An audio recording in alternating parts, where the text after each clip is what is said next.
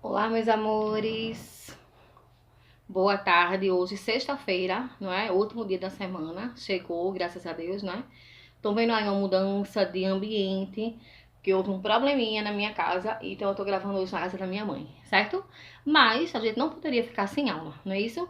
Então vamos lá. Hoje, aula de história. Página 33, nós iremos falar sobre Brasil, o período histórico. A aula de hoje vai ser um pouco diferente, por quê? Tia Manu tem conversado com alguns pais e eles estão dizendo que vocês estão bastante preguiçosos. Não estão fazendo leitura dos textos que tem que fazer. Por mais que a tia Manu dê a aula, explique aqui, minha gente, vocês têm que fazer a leitura, certo? Porque às vezes passa alguma coisinha e quando vocês vão responder, vocês fazendo a leitura vai ficar bem mais fácil de vocês responderem e fixarem o que a tia Manu falar aqui na aula, tá certo? Então hoje eu vou fazer a leitura, certo? Porém, alguns tópicos eu vou deixar para que vocês leiam em casa, tá certo?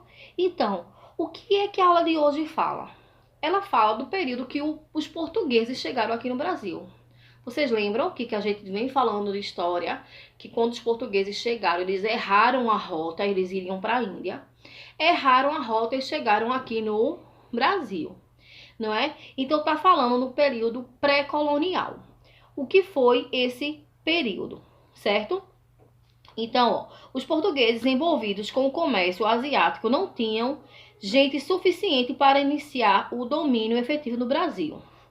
Todos os contatos eram feitos pela costa, ou seja, pelo mar, né? Tudo que tinha que se resolver tinha que ser feito através da rota marítima, certo? Ou seja, dos navios, tá certo? E as expedições mapeavam a costa brasileira, que estabeleciam feitorias e guardavam território. Então, quando eles chegaram aqui, eles começaram esse domínio, certo? Tô no último parágrafo aqui, ó. Vou mostrar pra vocês aqui embaixo, certo?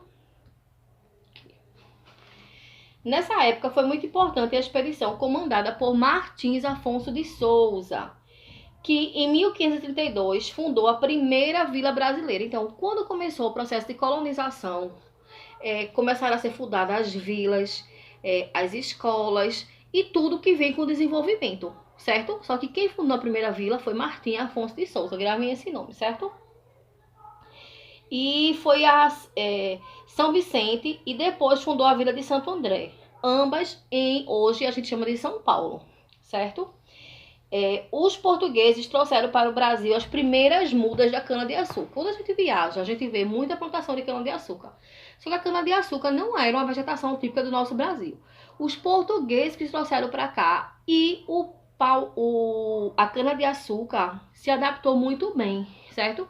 E começou a ser uma das grandes riquezas do nosso Brasil, certo? E durante muitos anos houve uma grande disputa com os franceses. Mas após várias lutas, os portugueses conseguiram expulsar, porque os franceses também queriam o domínio das nossas terras, certo? Outro ladinho nós temos o período colonial. Bora lá? Manu? Esse período, esse longo período é caracterizado pelas lutas, as lutas entre os índios e os portugueses. Porque quando os portugueses chegaram aqui, eles começaram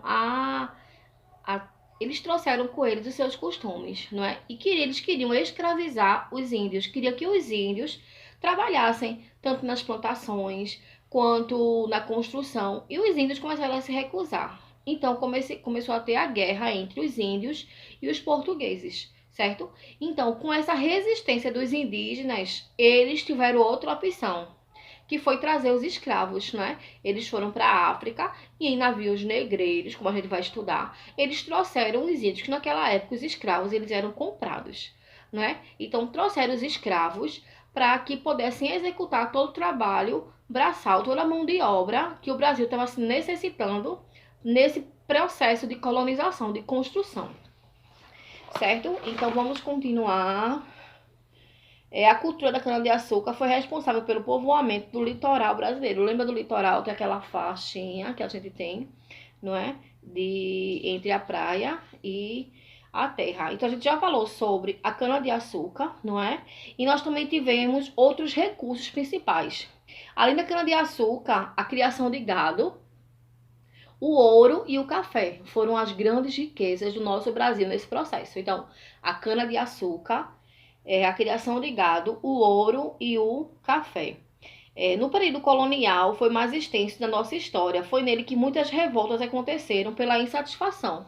O próprio povo começou a ficar insatisfeito com todo o governo, com o domínio português, não é? Porque eles cobravam impostos. Impostos é uma taxa que o governo cobra por trabalhos prestados. Só que nem sempre esses trabalhos são de boa qualidade ou às vezes nem tem, certo? Até hoje em dia nós ainda pagamos impostos aos nossos governantes, certo? Nesse período, o povo brasileiro foi miscigenando-se, ou seja, misturando-se de raça. Foi no Brasil, colônia, que se deu a grande mistura que nós somos, né? Porque na colonização, lembra que só tinha os índios. Então, os portugueses chegaram. Aí ficou só os índios e os portugueses. Houve a guerra entre os dois, então tiveram que chegar os escravos, né? Os negros. Então, as três matrizes da nossa população, certo? Então, aí começou a ter a miscigenação, que é a mistura de raças. Começou portugueses a se casar com índio, índio com negro, negro com branco, e assim foi se misturando e resultou no nosso lindo povo brasileiro de hoje, certo?